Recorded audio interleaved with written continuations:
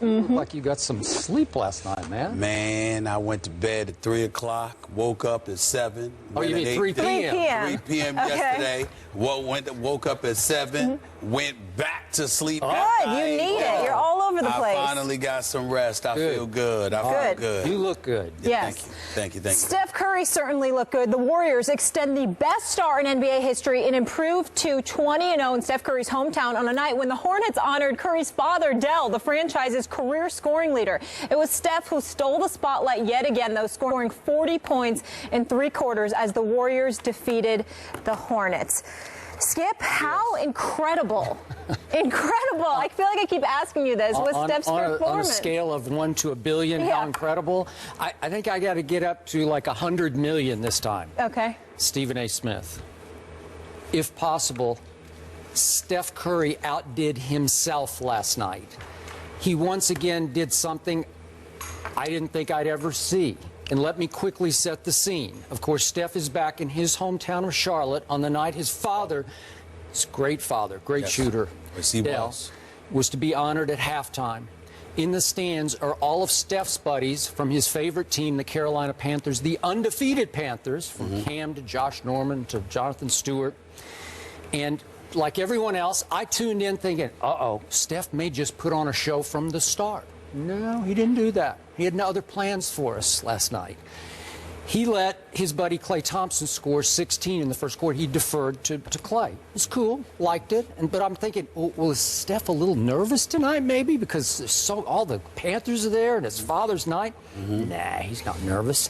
So Steph said before the game he hoped they would have a big halftime lead so that he could participate in the halftime ceremony. And I'm thinking, well, that's a great thought, Steph, but listen, the Charlotte Hornets were 8-2 at home, so they weren't exactly pushovers at home. And I'm thinking, do you really think you can have a big Well, so they lead by 9 at halftime. Steph did come out. Steph did participate with his entire family. And then in the third quarter, Steph Curry said, watch this. But he waited a while because in the first 7 minutes of the third quarter, he scored only 7 points. And then in the final 5 minutes of the third quarter, Steph Curry scored 21 points in 5 minutes. I didn't think that was humanly possible. But he scored 14 of those points in the final minute and 53 seconds. And I'm thinking that can't happen unless, as you and I often talk about, you can make three-pointers like they're layups. You can make them almost from half court like they're free throws. And that's what he did. He made his last 4 threes in the final 153. Want the distances from 25 feet, 30 feet, 29 feet, and 30 feet. And for those who don't get it, the line's about 24 feet. So the last couple, he's shooting them 6 feet beyond the arc. Well, it's, when you say he's pulled up from 30, it's way out there. You know how far it is, and he's just like, they're effortless, and they are swishing. There are no doubts about these shots. And I just sat back and said, I've never seen that before.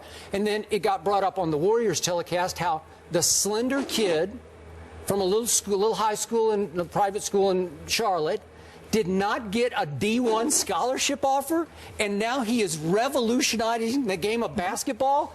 I'm sorry, today he has run me yet again out of superlatives. Your thoughts? Well, like I said, he's the best player on the planet right now. Over these first 20 games, he's the best player on the planet. I mean, it's just that simple. Think about that. And he is revolutionizing the game of basketball because for so long, due to Air Jordan, and then, you know, Kobe, and then LeBron with D. Wade and these boys. You know, you look at the guys and their athleticism, and you just said to yourself, you're looking for an aerial assault to rival the ages because Michael Jordan had you thinking about Julius Erving, who had you thinking about Connie Hawkins or vice versa, and you looked at stuff like that, and that's what you saw. The reason why what Steph Curry is doing so special and it's so impactful is because even though you saw LeBron and Kobe and MJ and those guys, in your heart of hearts, you knew for the most part you couldn't do what they could do. That's right. When you see a guy like Steph Curry shooting the basketball the way that he does, although he is the greatest shooter I have ever seen ever in NBA history. The flip side to it is that if you are in the park and you just happen to be a 6'1" or a 6'2" guard, if you can shoot jump shots and you can pull up from three, you too can be the league MVP for the greatest basketball league in the world. You can be that guy. You know, it's almost similar to what I was telling you about, you know, months ago when I went on that little soliloquy about how Jay-Z and Kobe and Shaq and all and Tiger Woods and these billionaires, they're not the American dream. They're the American fantasy becoming reality. You know, and I said I'm the American dream because just a regular dude, work hard, get your education, et cetera, et cetera. Well, transfer it to basketball. You too can beat Steph Curry.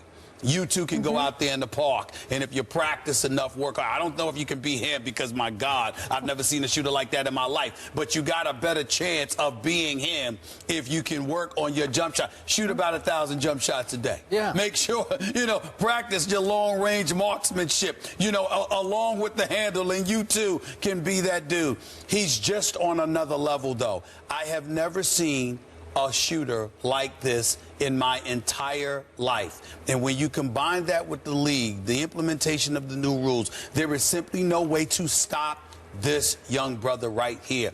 It is special beyond measure. And not only that, keep in mind that his father, people don't realize this, and it was beautiful to see Del Curry honored last night because he deserved it. Your all-time score leader in you know, Charlotte history. The way that man could shoot a basketball. Del Curry was special as a marksman, but he was a spot shooter. Off screens, off picks, pull up, couldn't leave him open.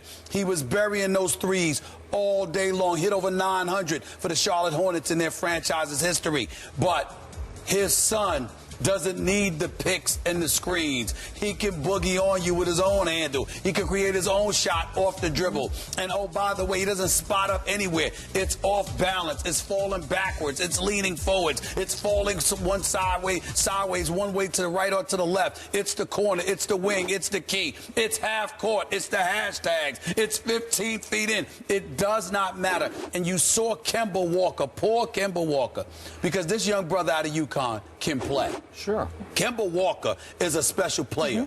My God, did he get humbled last night. And it was so telling when they showed the highlights on SportsCenter how one time Kemba Walker just turned around, got lost, and just dropped his arm and was like, Lord, that's good. It's over. Yeah. And we're not even counting about 3 or 4 occasions where Steph Curry launched threes and literally turned around and walked away like he did in the commercial for Under Armour. Literally turned around and walked away before the ball went through the hole. What you're seeing has never been done. It's been done by Bird on an occasion. Sure. But the level of consistency with which you're seeing him, there is no player in NBA history that has done what this kid is doing from a marksmanship perspective. And I'm not going to lie to you. I'm looking at OKC with Kevin Durant. I'm looking at the Clippers. I'm looking at the San Antonio Spurs. And I'm like, how are you going to stop this kid? I don't know how Utah did a decent job the other night until the final 2 minutes. They did. You know, and how are you going to stop this kid? I don't know how you stop somebody that can pull up from half court and has the green light to do it. I just don't know how you do it. So a kid who's not a power leaper is dominating what we always call the man's game of NBA basketball as an artist. He's an artist shooting long distance. And it's creating such awe in me, and I'm not that easily awed, that I'm trying to frame this. Go with me on this real quick. Yeah. Big picture, things that I've seen in my career, my lengthy career, covering all sports that awed me. I got to cover Michael Jordan in his final year with the Bulls.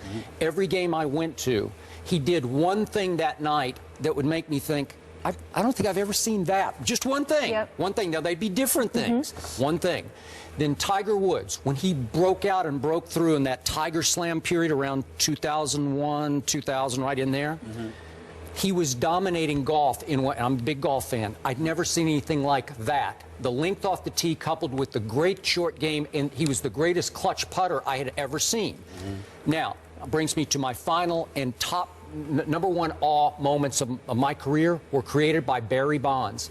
2001, I covered that Giants team. I know there were steroid suspicions. I don't care. Barry Bonds was the first hitter I ever saw dominate the pitchers. You remember, you know, pitchers have the advantage. If you hit 300, you're winning, man. You're making millions of bucks, right? That's right. Okay, I saw Barry Bonds in 2001 as he was on his way to hitting 73 home runs. Every night he would see maybe 2 good pitches, and he would hit both of them really hard. That's impossible. So I was as in awe then of another Bay Area athlete as I am now, where I'm putting this on the level of what Barry Bonds was doing in 2001, where he hit so many few pitches so hard that I'm saying I'm equating Steph now with Barry Bonds. That's where I am. You have to leave sports. Yeah. You're not wrong, but I'm going to go a step further. Okay. Barry Bonds was the man. So you walked into there intimidated by him because he was the man. And as a result of him being the man, you were lucky if you were Barry Bonds to see those good pitches. And it showed extraordinary patience on his part. Just waiting for the moment, not falling for the okey-doke balls that you shouldn't be swinging at, et cetera, et cetera. But being the man, you get to anticipate that. I thought LeBron was the man. I did too. I thought Kevin Durant was the man. You understand? I thought all of these dudes, even though Steph Curry and the Golden State Warriors stand here today as the reigning defending NBA champions, we still said, well, Kevin Love was hurt. Kyrie Irving was hurt. I'm still of the mindset that Cleveland would have won that championship if both Kevin Love and Kyrie were healthy. But I got to tell you, right now, the way Steph Curry is playing, and what he's doing, and I watch this, and Kemba Walker is not a star, but he's a big-time little player. I got a lot of respect for Kemba Walker. I'm with you. And he shouldn't be, even though he was in 2 for 16, just 4 points last night. It would have been nice to see him at least get his, like score 25 or 30 along the way. It would have been nice, but I'm not going to hold it against him because I know he could play, and I know how it can demoralize you. But here's what Steph Curry is doing. And the word demoralization kicks in, Skip, because it's apropos. He's going against guys, and he's making them humble. Okay? He's like, oh, my Lord, what can you do? The only guy that I saw go against Steph Curry when Steph Curry was, like, doing his thing. It's one thing when you playing against Utah and you're struggling that particular night or whatever. But when he went against Chris Paul, and Chris Paul showed up, and was balling himself, and we knew Steph Curry was coming. Even though Steph Curry and the Golden State Warriors won, even though Steph Curry closed the deal in the 4th quarter, you saw the greatness of Chris Paul because Chris Paul wouldn't bow to the altar of Steph Curry. That's true. That's why I can't wait till February 6th when Westbrook goes up, because I know Westbrook ain't bowing to nobody. I can't. It's the one game I'm looking forward to. I cannot. But it's only like one game, so you're saying, okay, they might be in trouble for one game. But I guess what I'm saying, they could lose a game. I know. I'm just talking. This is about Steph Curry, not about the teams. I got it. I'm watching him demoralize guys. I'm watching him do what Michael Jordan did to the psyche of defenders, and that's just leave them utterly helpless. That's what Steph Curry is doing right now. Okay, wouldn't you agree he's much better or even better than he was during the finals last year? That's the point. Yes. Absolutely, and he's got a chip on his shoulder. Like LeBron said, they seem to have more of an attitude, and they won the championship than we have as guys, and we're the runner-up. I'm with you. That is a problem. So it's going to be very interesting to see how long this continues, because, Skip, what I'm loving about this as a basketball guy, we all know that's my bread and butter. As a basketball guy, what I'm loving about this is that Steph Curry has me looking for who the men are around the league. What are you going to do as this little kid, 6'3", shooting the ball from everywhere? He's not that little, though. We'll stand in front of him. I mean, he's got some height on him. He's That's right. But I'm like, you look at him, and I'm like, wait a minute here. Again, I'm not calling anybody out. I swear to you, I'm not. I know what LeBron can do. But do you see him coming? Kyrie Irving, you want to come back healthy and ready to go. Are you going to be ready for this, brother? Because he's here. You're coming, Kyrie. What you going to do? Derrick Rose and those boys, when you come in, you see what this kid is doing? Russell Westbrook, February 6th. You see them talking about him, right? Kevin Durant, you're 6'10". You got a 7'6" wingspan, and you've got range like Steph Curry. He does. How come you not doing what he's doing? You gonna let this continue? Kawhi Leonard for San Antonio. You gonna defend this brother now because you're gonna need to? I'm just saying. I don't think he can. I'm just saying. think he can. All I'm saying is that's how you're looking. Steph Curry is forcing me to look around the league I agree. and say, what are the rest of y'all gonna do about what How are you going to respond? Yep. Last night was Curry's 6th 40-point game of the season. That's twice as many he's ever had in a season. And you brought up baseball to give this some context. The last time a team has started 20-0 was 1884. That was baseball's union association, the St. Louis Maroons, 1884. 10 of 11 in the third quarter. It's incredible. All 5 3-pointers, 28 points in one quarter. Can we get a thesaurus to